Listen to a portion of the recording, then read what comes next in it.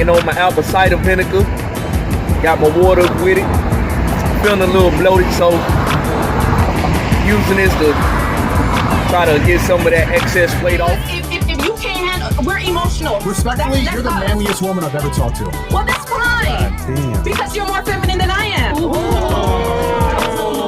just said I'm the more manly. That's because you're more, you can't handle it. Feminine than I am.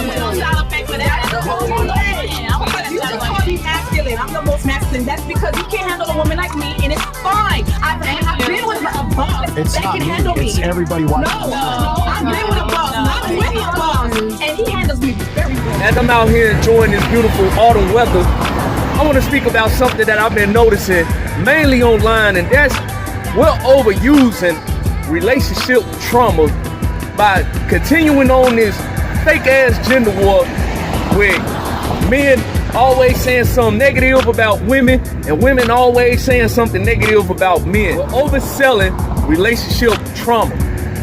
It seems as though neither men nor women want to get to the point of healing as a result of what they dealt with in the past. I'll be the first one to tell y'all, I've done a lot of bad things to women. I'm not devoid of any accountability from the hurt and pain I've caused on some women.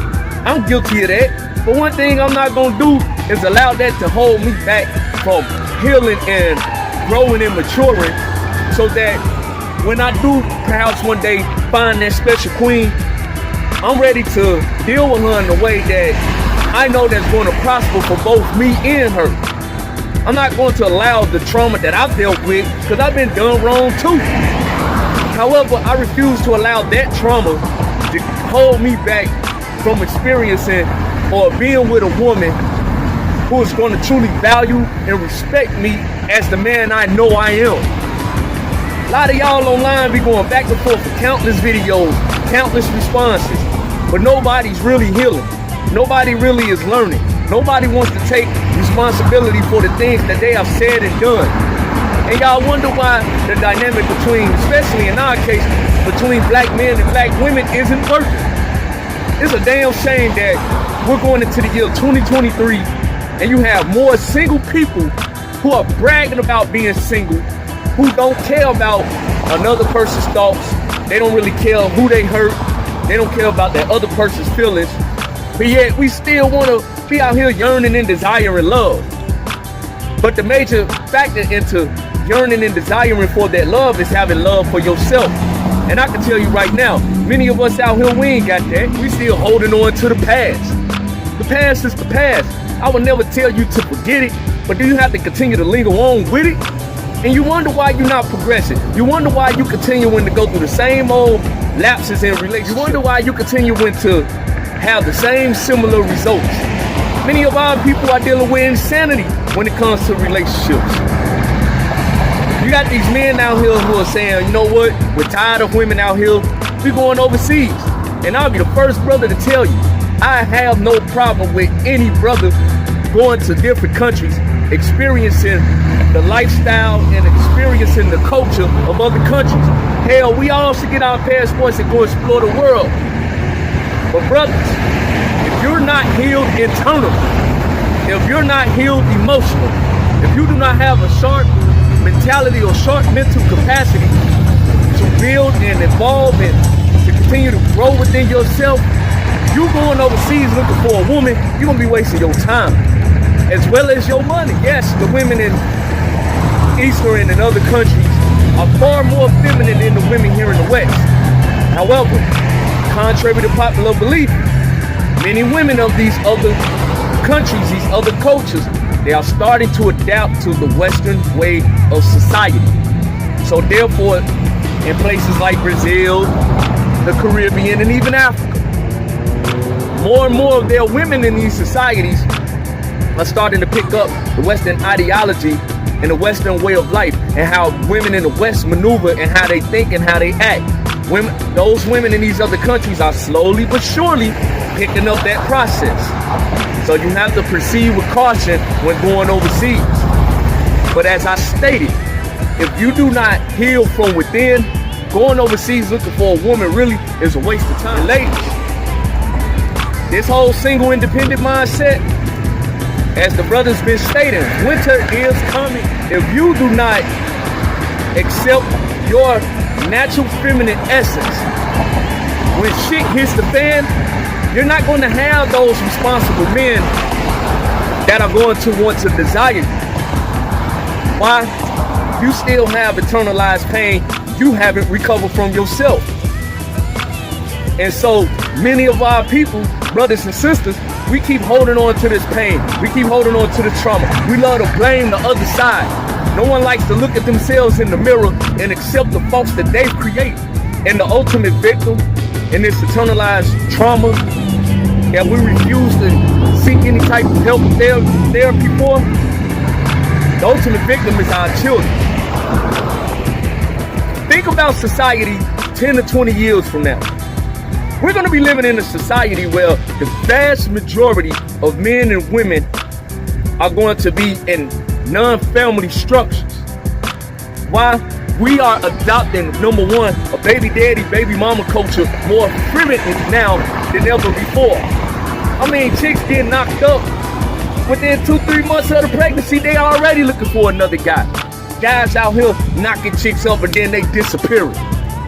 And the children are going to suffer as a result of having dysfunctional parents. Whether the father's in the household or not, if you don't have an active and evolved presence around your child, you're not an active father. You're dysfunctional.